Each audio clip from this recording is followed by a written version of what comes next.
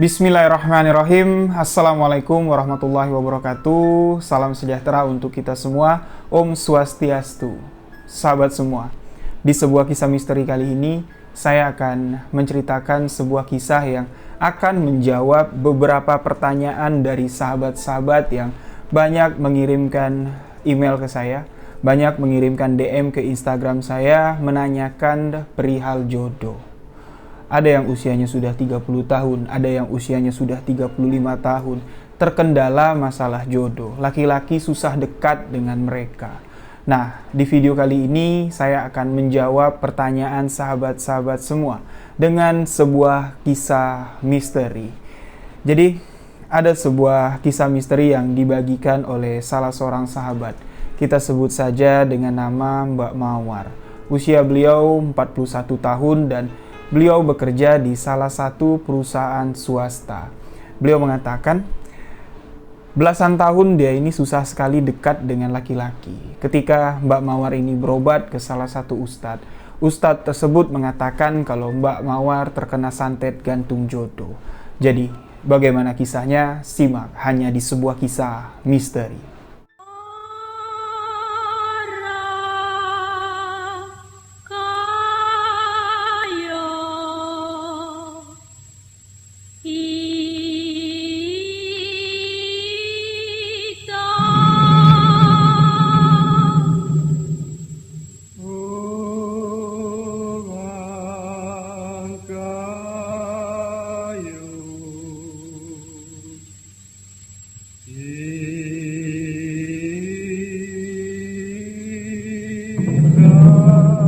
Rezeki, pertemuan, maut, jodoh, itu Allah sudah atur semua.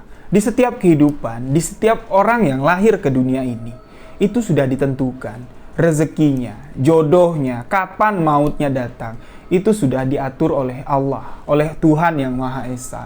Namun di kehidupan ini, banyak lika-likunya, banyak permasalahan yang dapat menghambat yang namanya jodoh, dapat yang menghambat namanya rezeki.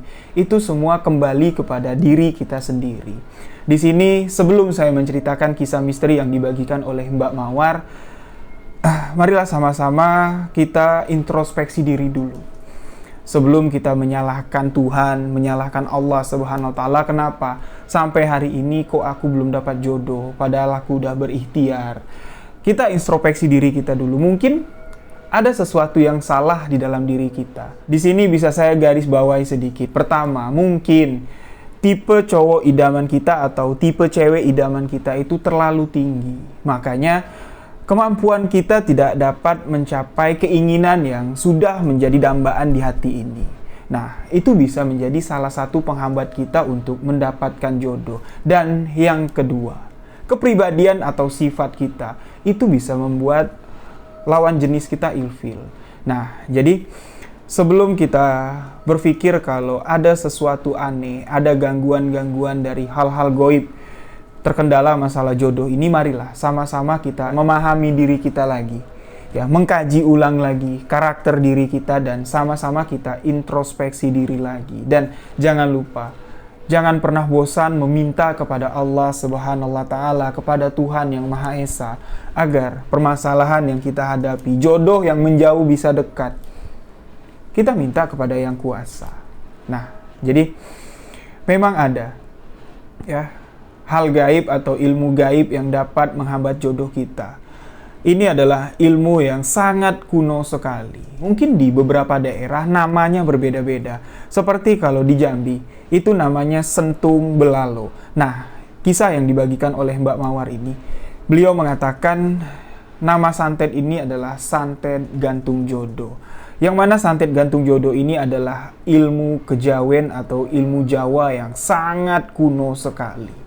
Tidak sembarangan orang yang dapat menggunakan ilmu gantung jodoh ini. Ilmu santet gantung jodoh ini itu digunakan orang untuk membalaskan sakit hatinya kepada seseorang. Bisa dikenakan kepada seorang wanita dan bisa juga dikenakan kepada seorang laki-laki.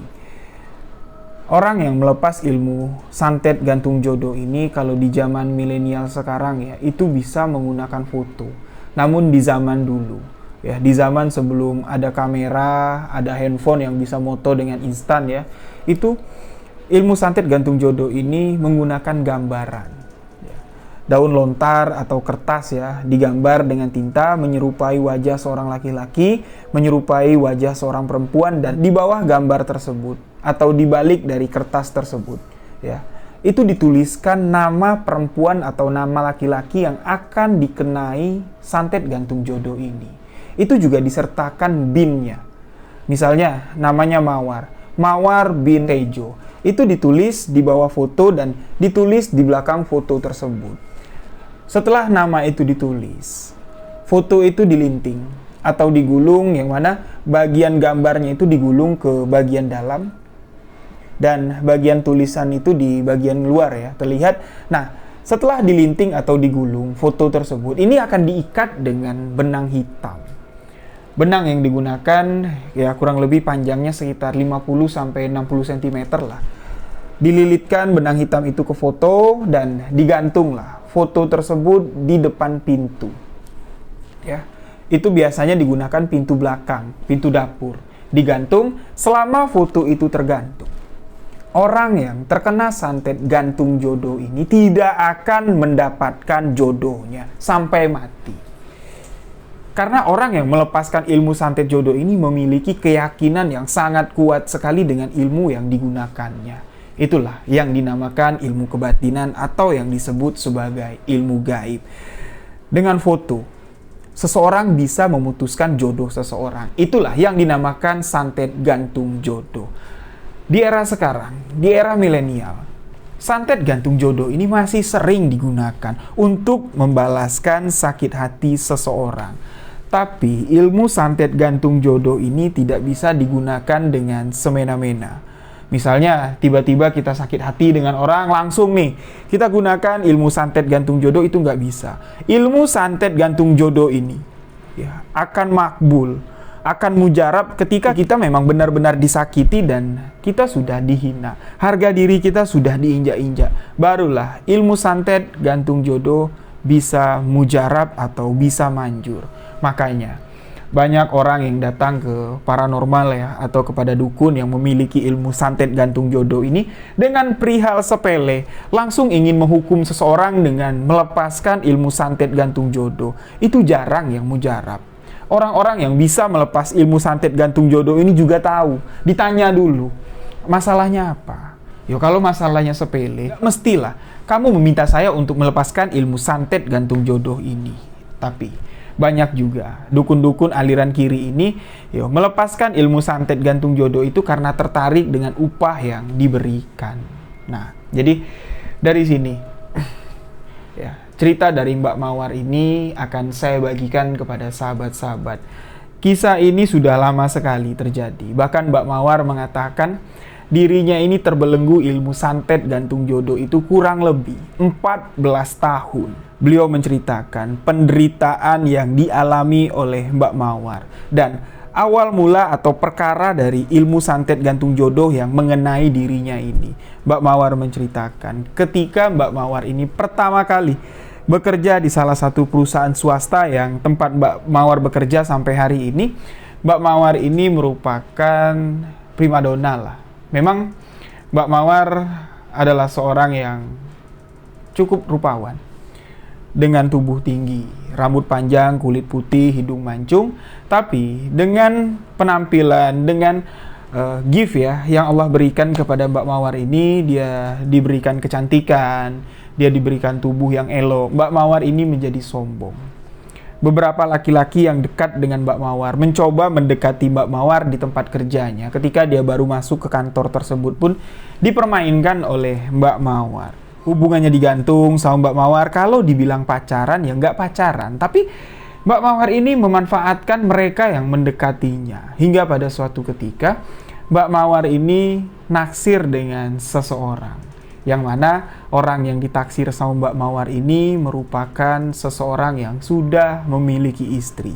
Dan yang lebih parahnya lagi, yang ditaksir sama Mbak Mawar ini adalah seorang pengantin baru.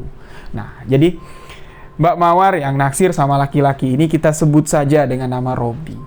Mbak Mawar pun mencoba mendekati Robi. Pelan-pelan Mbak Mawar mendekati Robi dengan keelokan tubuhnya, dengan paras cantik yang dimiliki oleh Mbak Mawar. Robi yang merupakan si pengantin baru ini pun luluh. Robi tertarik dengan kecantikan Mbak Mawar dan akhirnya mereka menjalani hubungan terlarang.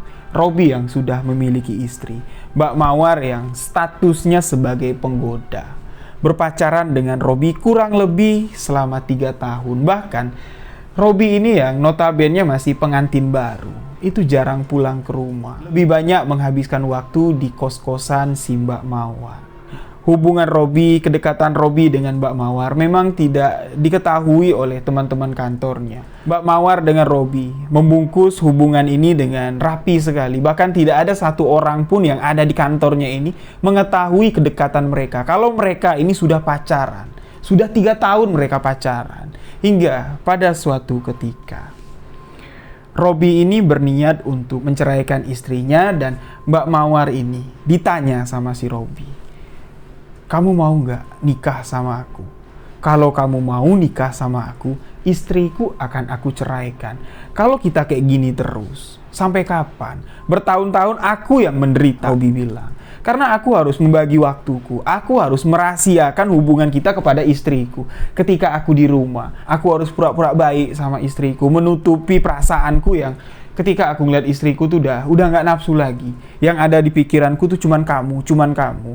Daripada kayak gini terus, lebih baik istriku akan aku ceraikan dan aku akan menikahi kamu." Tapi di sini jawaban Mbak Mawar ini sama sekali tidak sesuai dengan harapan dari si Robi. Mbak Mawar mengatakan, "Hubungan kita cukup sampai di sini. Kalau kamu ingin menceraikan istri kamu, ya silahkan. Tapi kalau untuk menikah, aku belum siap untuk menikah." Karena Mbak Mawar berpikir kalau dia menikah sama si Robi, otomatis Mbak Mawar ini tidak akan bisa lagi bekerja di perusahaan tempat Mbak Mawar bekerja sekarang. Karena peraturan dari perusahaan tersebut, sesama karyawan tidak boleh menikah. Mbak Mawar di sini sudah memiliki karir yang cukup baik, sudah memiliki penghasilan yang cukup besar pada masa itu. Robi pun ditolak mentah-mentah. Nah, dari sinilah awal mula kejadian ini dialami oleh Mbak Mawar.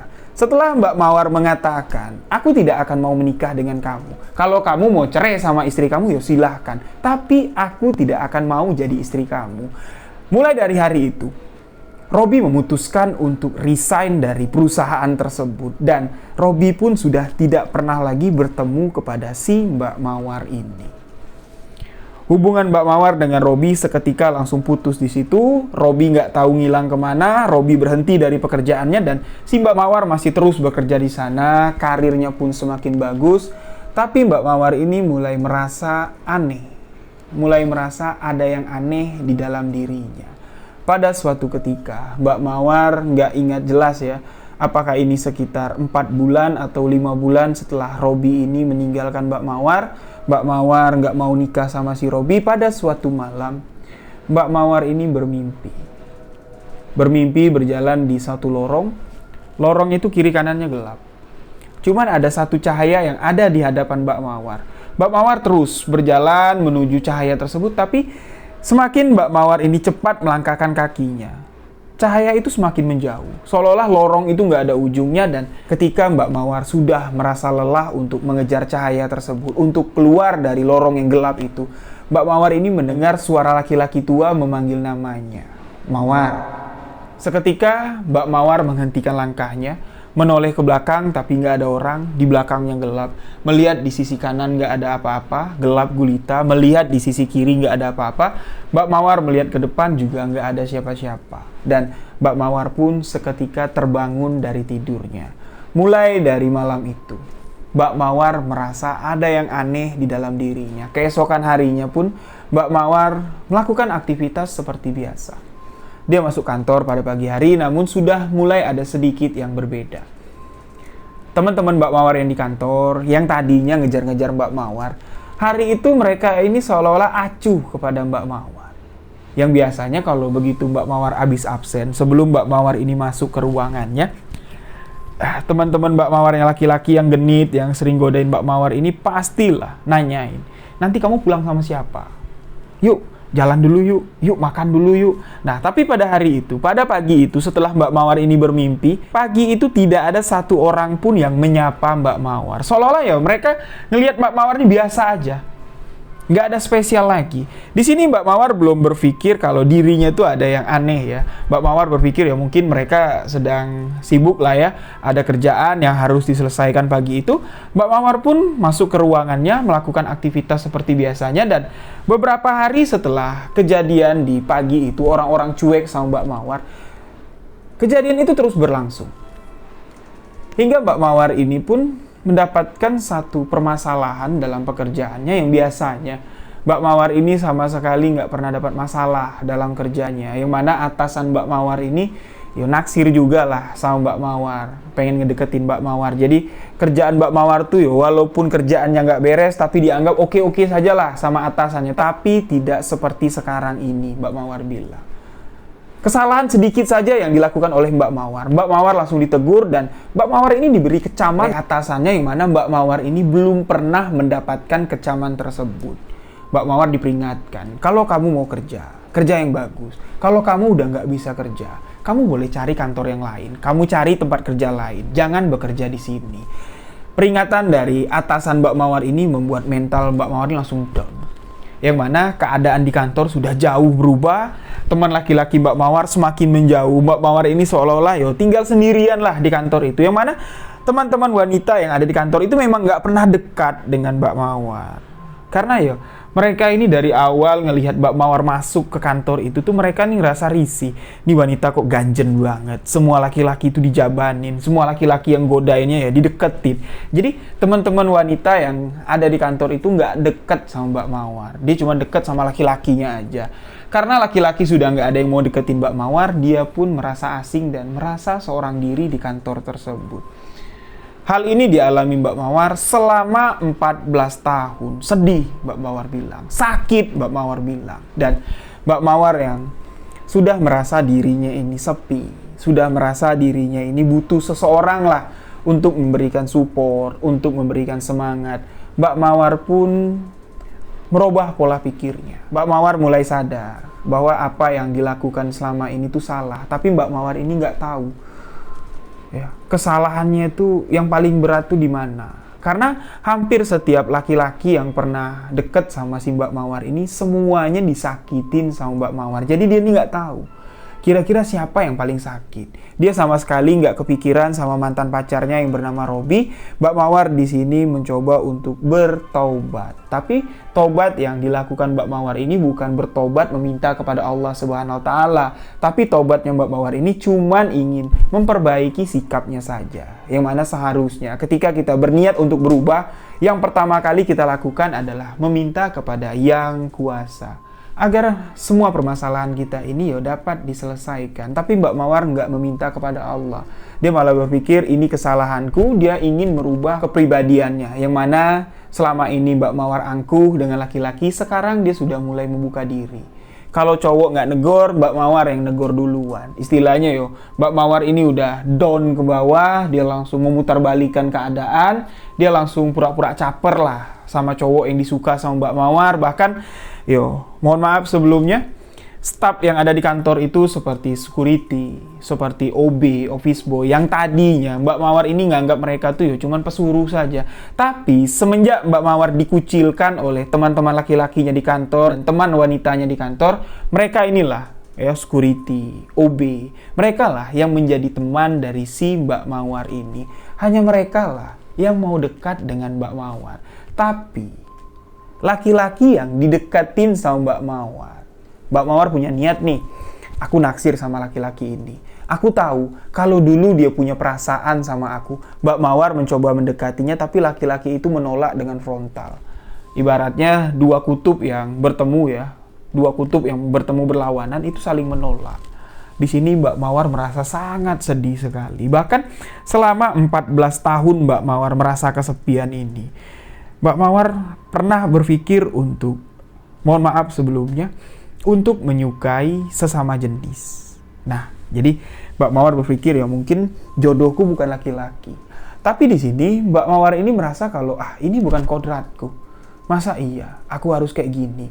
Mbak Mawar mencoba lagi, mencoba untuk dekat dengan laki-laki, tapi Mbak Mawar ini sama sekali nggak dianggap. Dan disinilah Mbak Mawar yang sekarang usianya sudah nggak muda lagi. Usianya sudah menginjak ke usia 37 tahun.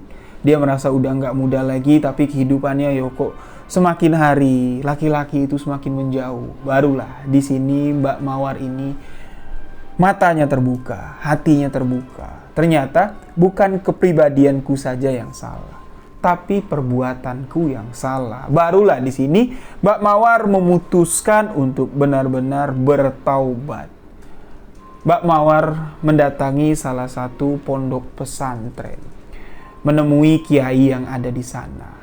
Dengan uang yang sudah banyak, Mbak Mawar bilang pada saat itu, dari hasil kerja kerasnya yang sudah ditabung sama Mbak Mawar. Mbak Mawar pun membawa sejumlah uang yang diniatkan oleh Mbak Mawar ini untuk memberikan bantuan ke pondok pesantren tersebut, untuk bersedekah lah intinya. Singkat cerita, Mbak Mawar bertemu dengan pimpinan ponpes, pimpinan pondok pesantren. Mbak Mawar menceritakan kalau Mbak Mawar ini usianya sudah 37 tahun Pak Ustadz, tapi Pak Ustadz bisa lihatlah kehidupan saya cukup. Tapi sama sekali tidak ada laki-laki yang mau dekat dengan saya. Bahkan saya udah nguber-nguber laki-laki yang saya mau, tapi laki-laki itu seolah-olah nggak mandang saya, nggak melihat saya. Nah, kedatangan Mbak Mawar ke sana, pertama dia ingin menyumbangkan sejumlah uang dari hasil kerjanya untuk disedekahkan ke pondok pesantren tersebut, dan Mbak Mawar di sini berniat untuk bertanya kepada Pak Ustadz, sebenarnya permasalahan apa yang saya alami. Pak Ustadz pun bertanya, sebelumnya ibu ini siapa? Ibu sadar nggak apa yang sudah pernah ibu lakukan? Di sini Mbak Mawar ini seolah-olah diajak kembali lagi mengulang masa lalunya. Diajak flashback lagi sama si Pak Ustadz. Mbak Mawar menceritakan dari titik awal Mbak Mawar bekerja di kantor tempat dia bekerja sampai hari ini kepada Pak Ustadz, sambil Mbak Mawar ini meneteskan air matanya. Dan Mbak Mawar pun menceritakan kisahnya, kisah cintanya kepada si Robi ini. Dan Pak Ustadz di sini mengkaji ulang lagi permasalahan yang telah dilalui oleh Mbak Mawar. Mohon maaf sebelumnya Mbak, sampean sadar enggak? Selama ini apa yang sampean lakukan itu adalah perbuatan yang salah. Sampai-sampai apa yang sampean lakukan mengakibatkan seseorang ingin memutuskan hubungan suami istrinya. Ini adalah suatu perbuatan yang sangat dibenci oleh Allah Subhanahu wa Ta'ala. Allah sangat membenci yang namanya perceraian. Dan penyebab perceraian tersebut adalah jenengan. Kamu yang menyebabkan perceraian itu terjadi. Di sini Mbak Mawar mengatakan kepada Pak Ustadz, tapi kan saya menolak Pak. Menolak untuk si Robi ini menceraikan istrinya dan menikahi saya.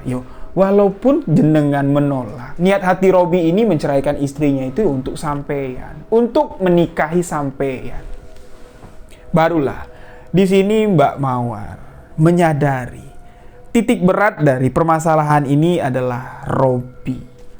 Mbak Mawar di sini langsung berpikir negatif bahwa Robi lah yang mengguna-guna Mbak Mawar. Robi lah yang menyakiti Mbak Mawar. Dan seketika di sini niat hati Mbak Mawar yang tadinya udah klop datang ke pondok pesantren itu untuk bertobat, untuk meminta bimbingan kepada si Pak Ustadz itu tiba-tiba buyar. Pikiran si Mbak Mawar ini kembali dirasuki oleh iblis, dirasuki oleh setan, dan singkat cerita Mbak Mawar pun berpamitan pulang kepada si Pak Ustadz, pimpinan pondok pesantren ini. Selepas dari pondok pesantren, Mbak Mawar ini nggak pulang ke rumah, dia nyari dukun. Dia nyari dukun untuk membalas sakit hatinya. 14 tahun Mbak Mawar ini jodohnya digantung sama si Robi ini. Mbak Mawar merasa sangat menderita sekali. Mbak Mawar merasa malu. Laki-laki sama sekali nggak nganggap dirinya. Mbak Mawar berniat untuk menyakiti Robi kembali. Pertama, Mbak Mawar datang ke salah satu dukun menanyakan, sebenarnya apa Mbak yang saya alami? Dukun ini mengatakan, sampean ini terkena santet gantung jodoh. Sampai mati pun sampean nggak bakal dapat jodoh kalau santet itu tidak dilepas. Pasti sampean ini pernah melakukan hal yang paling jahat, menyakiti hati seseorang. Dan Mbak Mawar nggak mau bercerita panjang lebar, dia meminta Simbah ini untuk melepaskan santet gantung jodohnya. Tapi Simbah mengatakan, nggak bisa. Nggak bisa segampang itu. Sampean harus tahu dulu siapa orangnya yang melepaskan ilmu santet gantung jodoh ini kepada sampean. Barulah santet gantung jodoh ini bisa dilepas. Namun di sini Mbak Mawar nggak mau berpikir ya, nggak mau berpikir keras lah. Siapa aja orangnya, bodoh lah Mbak. Yang penting aku minta sama Mbak, kalau Mbak tahu, aku minta Mbak membalaskan sakit hatiku. Mbak Mawar ini nyuruh si dukun itu untuk nyantet orang yang melepaskan ilmu santet gantung jodoh ini. Tapi si dukun yang pertama ini angkat tangan, dia nggak sanggup, dia nggak mau asal santet. Jadi karena Mbak Mawar ini nggak puas dengan apa yang dikatakan oleh dukun yang pertama, Mbak Mawar ini terus mencari orang-orang pintar yang dapat melepaskan ilmu santet untuk membalaskan sakit hatinya. Sampailah Mbak Mawar bertemu dengan seseorang yang memiliki ilmu kebatinan yang cukup tinggi. Di sini kita sebut saja dengan nama Mbah Kliwon. Mbah Kliwon menyanggupi. Sampean nggak perlu tahu siapa orang yang melepaskan ilmu santet gantung jodoh kepada sampean, yang membuat jodoh sampean itu nggak bisa nempel, jodoh sampean itu jauh, digantung terus, nggak bakal ketemu. Sampean nggak perlu cari tahu. Kalau sampean sakit hati, sebutkan saja siapa nama orangnya, biar tak santet, tak matiin, kata Simbah Kliwon. Nah, di sini Mbak Mawar ini berpikir satu-satunya orang yang disakiti yang paling parah itu adalah Robi. Dan si Mawar pun mengatakan kepada Mbah Kliwon santet yang namanya Robi. Si Mbah Kliwon meminta ciri-ciri Robi seperti apa, bentuk wajahnya seperti apa. Kalau ada foto kasih fotonya. Mbak Mawar pun di sini memberikan satu foto Robi dan Mbah Kliwon pun melepaskan santet untuk menyakiti Robi.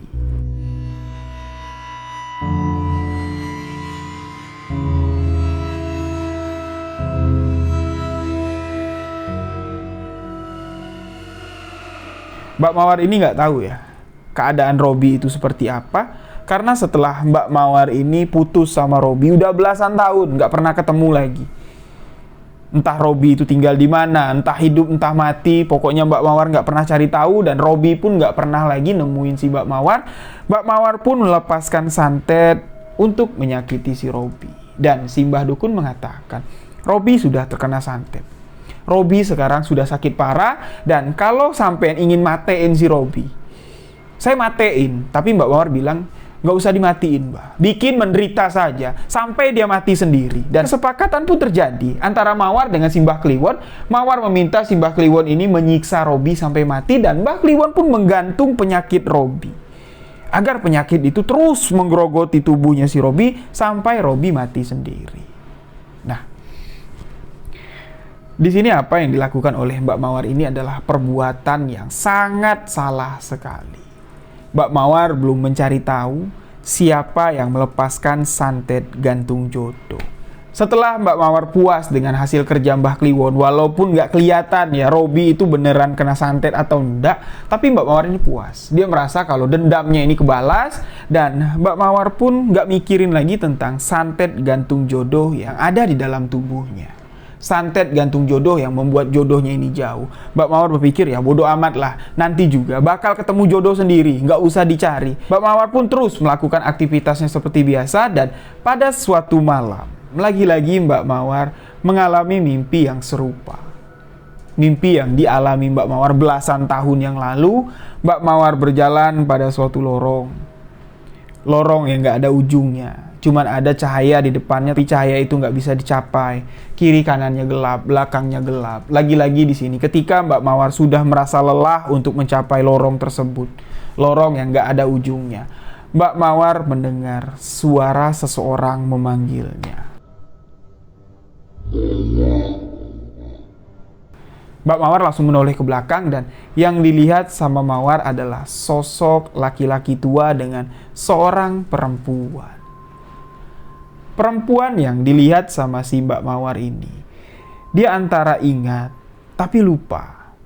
Kalau dibilang lupa, ketika Mbak Mawar melihat perempuan itu yang ada di samping laki-laki tua di dalam mimpinya, Mbak Mawar ini merasa ingat Mbak Mawar pun terbangun dari tidurnya dan kejadian pada malam itu membuat Mbak Mawar ini berpikir keras. Siapa sosok perempuan yang dilihatnya pada mimpi malam itu? Nah, karena Mbak Mawar ini sudah tersugesti dengan kekuatan gaib, kekuatan dari si Mbah Kliwon ini, Mbak Mawar pun mendatangi Mbah Kliwon, menanyakan makna mimpinya, dan Mbak Mawar pun meminta Mbah Kliwon ini mencari tahu. Dengan kekuatan gaib yang dimiliki Mbah Kliwon, Mawar minta, cari tahu Mbah, ciri-ciri wanitanya seperti ini, ciri-ciri laki-laki tuanya seperti ini. Ya, Mbah Kliwon di sini mengatakan, kalau dari mimpi yang kamu alami dan apa yang saya lihat, saya merasakan kalau dua orang yang ada di dalam mimpi kamu mereka inilah yang melepaskan santet gantung jodoh kepada kamu. Ternyata pikiran Mbak Mawar yang berpikir kalau santet gantung jodoh ini pelakunya adalah Robi ternyata salah besar. Mbak Mawar di sini sempat kaget, loh, bukannya Robi Mbak yang melepaskan santet jodoh kepada saya. Mbah Kliwon mengatakan, ya saya nggak tahu. Saya hanya meminta kepada kamu, siapa kira-kiranya orang yang membuat kamu sakit hati? Sini, biar aku santet, biar tak matein. Saya nggak tahu apakah Robi yang melepaskan santet gantung jodoh kepada kamu atau orang lain. Nah, di sini Mawar bertanya ya, kondisi Robi sekarang seperti apa Mbak? Santet yang Mbah kirimkan itu seperti apa? Bagaimana keadaannya? Parah nggak Mbah? Si Mbah Kliwon mengatakan, yo, kalau kamu mau matein si Robi, tak matein sekarang. Aku matiin sekarang. Yo, Mawar bilang, kalau bisa dicabut Mbah. Dicabut aja, karena yo, aku melepaskan santet yang aku suruh sama Mbah. Aku pikir si Robi inilah yang menyakitiku. Dan singkat cerita, atas permintaan dari si Mawar, santet yang dikirimkan Mbah Kliwon kepada si Robi ini pun ditarik. Tapi Mbah Kliwon mengatakan, ingat, walaupun santet ini aku tarik, tapi tidak semuanya bisa lepas dari tubuh si Robi. Ibaratnya 100% yang aku kirim, yang aku tarik tuh ya palingnya sekitar 60-70%. Sisanya itu pasti akan masih melekat di tubuhnya si Robi. Kalau si Robi ini tidak bertemu dengan orang yang tepat untuk mengobatinya, yo bisa-bisa penyakitnya itulah yang akan menyebabkan Robi ini menderita sampai mati. Nah, Mbah Kliwon pun melakukan beberapa ritual untuk mencabut santet tersebut. Memang di sini Mbak Mawar mengatakan ketika si Mbah Kliwon ini mencabut santet yang dilepaskannya untuk si Robi ini, foto Robi yang diberikan sama si Mawar ya kepada si Mbah Kliwon ini, memang yo terlihat kalau foto itu agak sedikit buram. Ya, foto yang diberikan Mbak Mawar ini foto masih baru ya. Nah, itu fotonya jelas, tapi ketika foto itu dikeluarin sama si Mbah Kliwon dari kotak untuk melepaskan santet itu, foto itu kayak kena air kayak itu. Wajah Robi itu sudah mulai buram dan Mawar pun bertanya, Mbak, kok foto yang saya kasih bisa rusak kayak gini? Mbah Kliwon mengatakan, semakin pudar foto itu berarti santet yang saya lepaskan ini semakin parah. Nah, ketika santet ini saya lepas, foto ini saya cabut, yo, foto ini ya seperti sekarang. Berarti penyakit yang ada di tubuh si Robi ini masih ada, nggak bisa lepas semua. Nah, karena apa yang dilakukan Mbak Mawar ini bukan menyelesaikan permasalahannya, tapi menambah permasalahan, nambah dosa. Ya, kalau saya bilang ya nambah dosonya aja lah. Karena sudah memiliki praduga tak bersalah dan menghakimi orang yang tak bersalah. Balik-balik lagi di sini, Mbak Mawar merenungkan nasibnya, merenungkan kesalahan dan kehilapannya, dan Mbak Mawar di sini kembali berniat untuk mendatangi pondok pesantren. Mbak Mawar datang ke pondok pesantren, tapi kedatangan kedua ini Mbak Mawar nggak bawa apa-apa. Dia cuma bawa dirinya saja. Dia menyerahkan dirinya kepada pimpinan pondok pesantren tersebut. Aku capek, Pak Ustadz. Aku merasa kalau aku sudah berada di circle yang sangat kelam sekali. Dikit-dikit aku menyangkutkan permasalahanku ini dengan ilmu gaib atau ilmu santet. Aku memiliki praduga tak bersalah dan aku sudah menyakiti seseorang.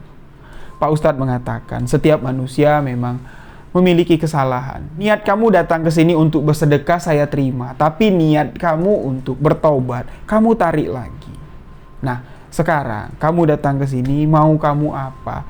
Di sini Mbak Mawar mengatakan kepada Bapak pimpinan pondok pesantren, ya terserahlah. Terserah Pak Ustadz lah, mau ngapain saya. Saya mau kembali ke jalan yang benar. Lalu di sini Pak Ustadz pun nyeramahin si Mbak Mawar ini dengan beberapa tafsir, dengan beberapa ayat suci Al-Quran yang diberikan oleh Pak Ustadz di dalam ceramahnya ini, membuat Mbak Mawar sadar bahwa dirinya ini sudah diliputi oleh iblis. Hati pikirannya sudah diduduki oleh setan. Pak Ustadz pun menyarankan kepada si Mbak Mawar ini untuk mandi taubat, untuk melakukan taubatan nasuha. Dengan beberapa tata cara yang diberikan oleh Pak Ustadz, Mbak Mawar ini disuruh kembali ngaji lagi, membaca ayat suci Al-Quran, mengisi waktu luangnya dengan bacaan ayat suci Al-Quran. Dan Pak Ustadz berpesan kepada Mbak Mawar, jangan tinggalkan ibadahmu. Dirikanlah pondasi dalam hatimu dengan 5 tiang. Dirikanlah sholat 5 waktu. Dan jangan lupa untuk bersedekah.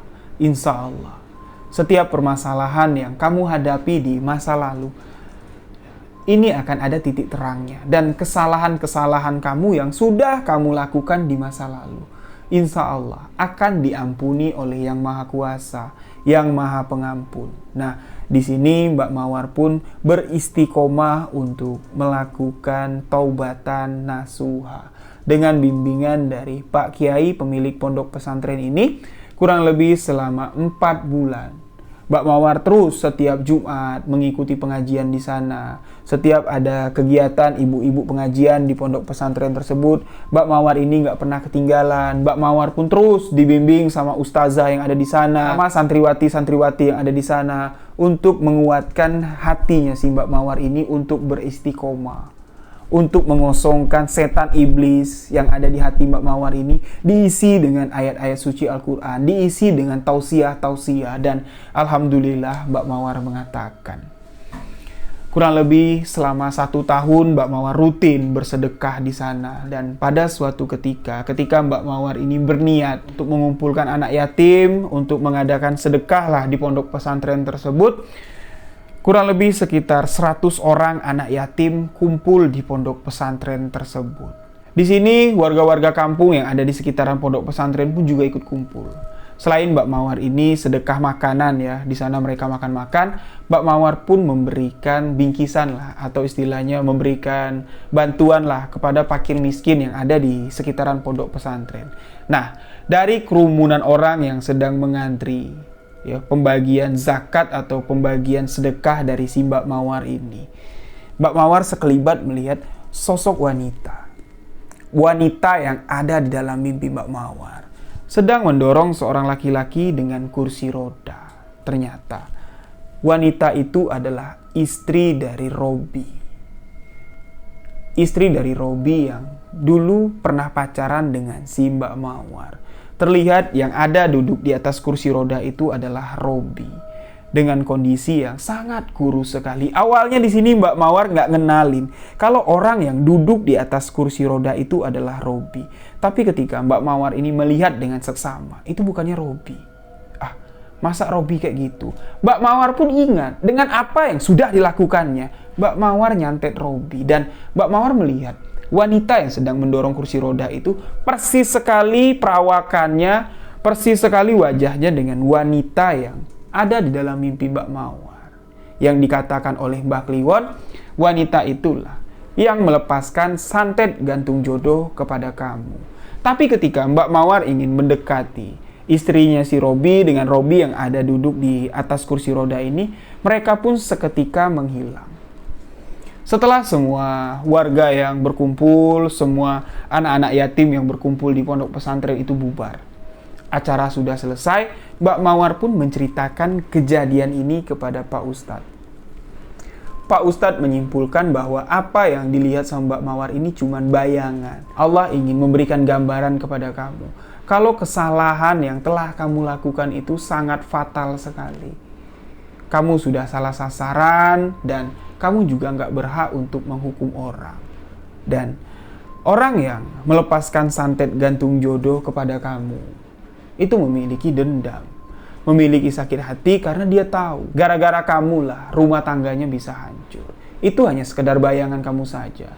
Ini bayangan ini kamu jadikanlah penyemangat kamu untuk beristiqomah, bertobat, meminta ampunan kepada Allah Subhanahu wa Ta'ala atas apa yang sudah terjadi. Insya Allah, semua permasalahan, semua beban, ketika kita adukan kepada Allah, itu akan sirna. Nah, Mbak Mawar mengatakan setelah kejadian hari itu memang kehidupan Mbak Mawar tidak berubah seperti membalikkan telapak tangan, tidak. Prosesnya sangat panjang sekali. Bahkan di usia Mbak Mawar yang sudah menginjak 40 tahun, Mbak Mawar ini belum memiliki pasangan. Bahkan Mbak Mawar udah nggak berani lagi untuk mendekati pasangan. Bahkan ketika cerita ini dikirimkan Mbak Mawar di tahun 2022, usianya sudah menginjak 41 tahun. Mbak Mawar mengatakan kalau dia itu udah nggak ada harapan lagi untuk dekat dengan laki-laki. Tapi kalau ada laki-laki yang mau dekat dengan Mbak Mawar, berarti itu adalah laki-laki yang Allah kirimkan. Allah kirimkan untuk menjadi jodoh Mbak Mawar, dan beliau pun sekarang menerima apa yang sudah terjadi. Itu semua suratan takdir yang sudah Allah tuliskan. Dia tidak menyalahkan siapa-siapa. Dia nggak nyalahin si Robi, dia nggak nyalahin istrinya si Robi, dia nggak nyalahin dukun-dukun yang didatanginnya. Mbak Mawar pun tidak menyalahkan dirinya. Mbak Mawar tidak mau menyalahkan dirinya sendiri. Karena apa? Kalau Mbak Mawar menyalahkan dirinya sendiri, Mbak Mawar tidak akan bisa lepas dari permasalahan ini. Dia nggak akan bisa move on. Jadi Mbak Mawar bilang, jadikanlah kesalahan kita di masa lalu sebagai batu lompatan kita. Kita pijak dalam-dalam, batu itu terbenam, dan kita pun bisa keluar dari lubang yang menjebak kita. Nah, jadi cerita ini sangat menarik sekali ya, perjalanan hidup Mbak Mawar ini. Ya. Banyak pelajaran yang bisa kita ambil dari perjalanan hidup Mbak Mawar, dan banyak juga nih sahabat-sahabat yang bertanya kepada saya kepada sesi Tanya Riwijaya kemarin tentang permasalahan ini, mempermasalahkan masalah jodoh, dan di sini akan saya jawab ya. Saya jawab dengan apa yang saya tahu nih. Ya, tadi di awal sudah saya bagikan sedikit jawabannya, dan di sini kita tarik kesimpulan dari cerita yang dialami oleh Mbak Mawar ini, bahwa setiap permasalahan, setiap apa yang kita lakukan itu pasti akan ada imbasnya. Mbak Mawar jodohnya jauh itu karena ada satu alasan. Pertama, Mbak Mawar tidak memiliki kepribadian yang cukup baik pada saat itu.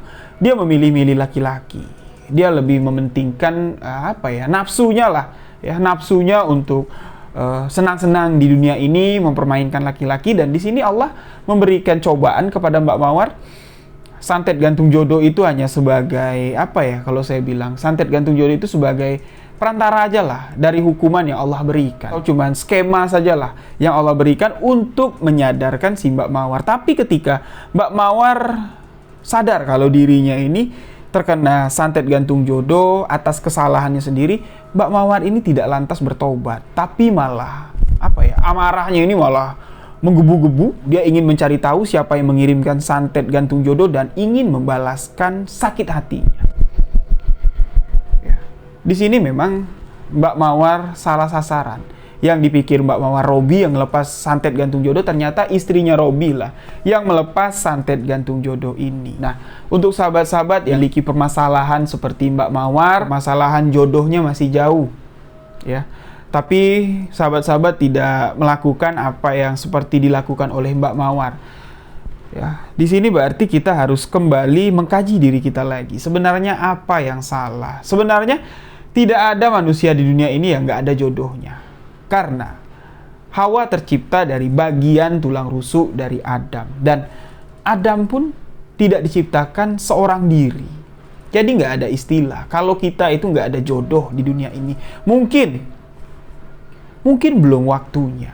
Mungkin Allah belum memberikan jodoh yang terbaik untuk kita. Di sini kita kaji lagi diri kita. Apa yang salah? Apakah perilaku kita? Ataukah sikap kita yang terlalu dingin? Itu bisa menjadi penyebab. Di sini jangan kita simpulkan dulu ini adalah ada sangkut pautnya dengan santet.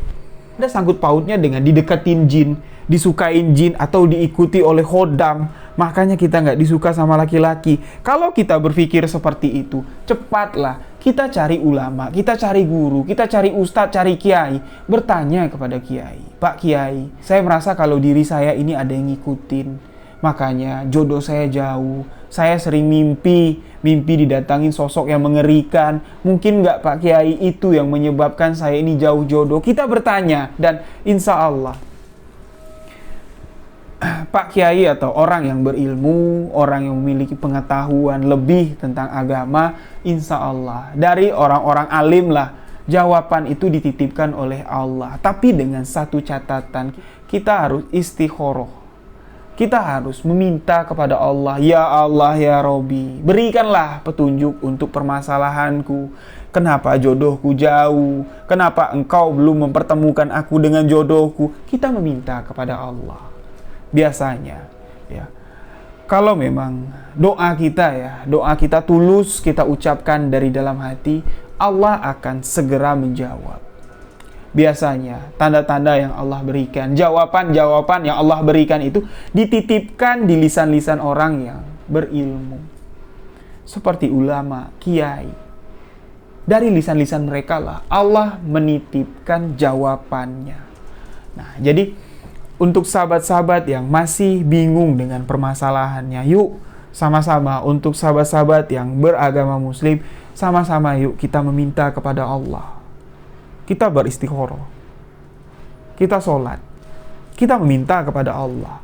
Lakukan sholat istikharah, insya Allah Allah akan memberikan kita jawaban. Dan kita juga harus membenah diri dulu dari awal, dan sudah beberapa kali lah saya peringatkan, baik itu di cerita-cerita misteri yang menyangkut tentang masalah jodoh, atau ketika saya sedang live sahabat-sahabat bertanya, sebelum kita mengaitkan permasalahan ini dengan hal-hal mistis, marilah sama-sama kita berpikir dengan logika dan akal sehat. Karena Allah menciptakan kita manusia dengan pikiran yang sangat sempurna sekali.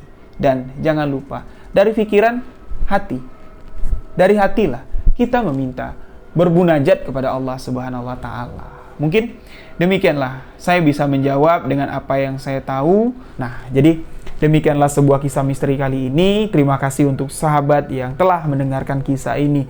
Terima kasih untuk sahabat yang telah bertanya di segmen Tanya Rio Wijaya. Insya Allah pertanyaan-pertanyaan yang lain akan saya jawab. Saya buat satu video khusus untuk menjawab pertanyaan dari sahabat-sahabat semua. Mohon maaf, di video ini mungkin ada kata-kata yang salah, ucapan yang salah. Saya mohon maaf. Saya Rio Wijaya mengucapkan wabillahi taufik wal hidayah. Wassalamualaikum warahmatullahi wabarakatuh. Salam sebuah kisah misteri.